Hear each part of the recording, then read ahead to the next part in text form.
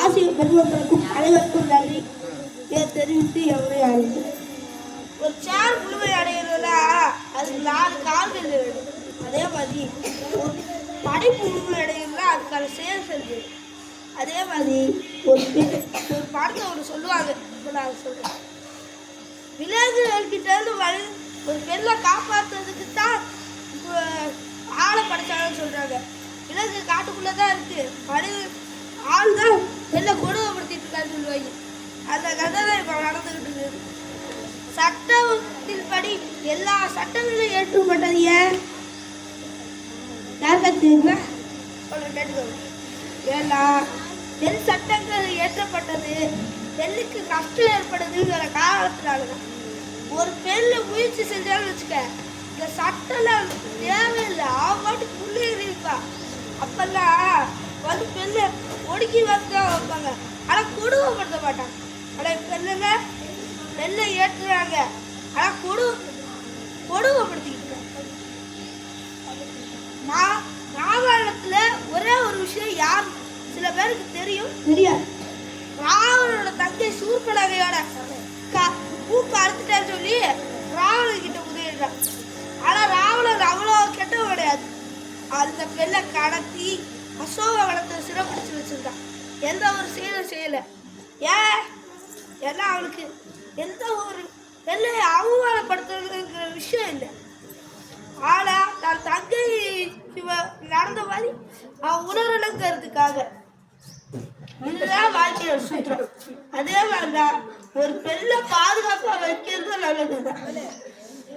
ஒரு பெண்ணை அவமானப்படுத்தினதுக்காக ஒரு குருஷேத்திர போல ரத்த 6 பெருக்கு எடுத்துச்சு. இல்ல எல்லாம் உருவாக போதும். இதுவெல்லாம் நம்ம பள்ளிக்கூடத்துல மாணவர்கள் இது நானே இப்படித்தான் ஒரு நாள் நானும் ஒரு தடவை இந்த செயலை செஞ்சுருக்கேன். ஒரு நாள் வாரிசு வந்து நான் வந்து ஏன் சார் விளையாடு கூப்பிடல, நான் போய் விளையாட போகிறேன். இப்போ இந்த வாரிசு வந்து ஊருக்கு வந்து டென்ஷன் படுத்திட்டு இருக்கான்.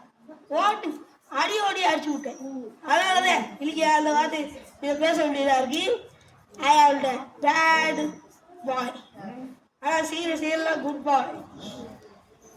மானசீகமா பண்ணி கேக்குறேன். அப்ப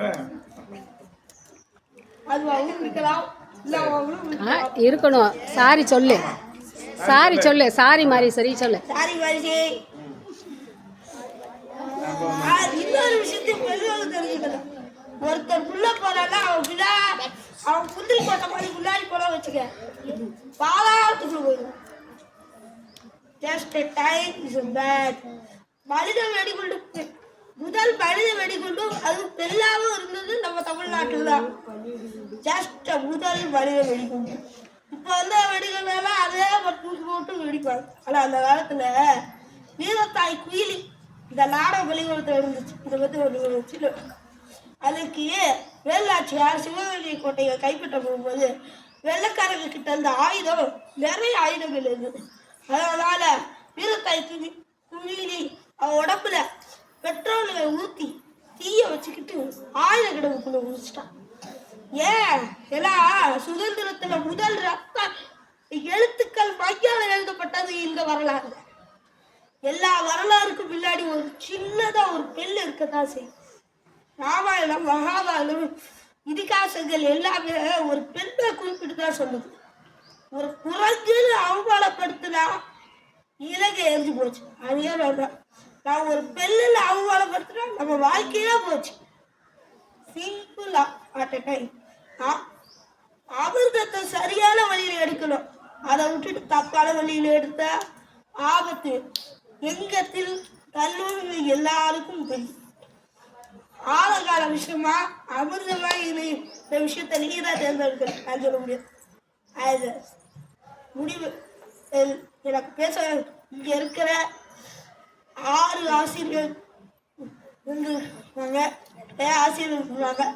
அப்ப இருந்து ஆசிரியர்கள் பெண்ணா இருக்கிறதுனாலதான் இப்ப இந்த பள்ளிக்கூடம் இவ்வளவு சூப்பரான ஒரு நிலையை பெற்றிருக்கு. ஐ ஆம் த க்ளோஸ் அது அட் டைம்ல ஆட்டோமா வச்சு அட் டைம்ல வெடிப்போம். நன்றி, வணக்கம்.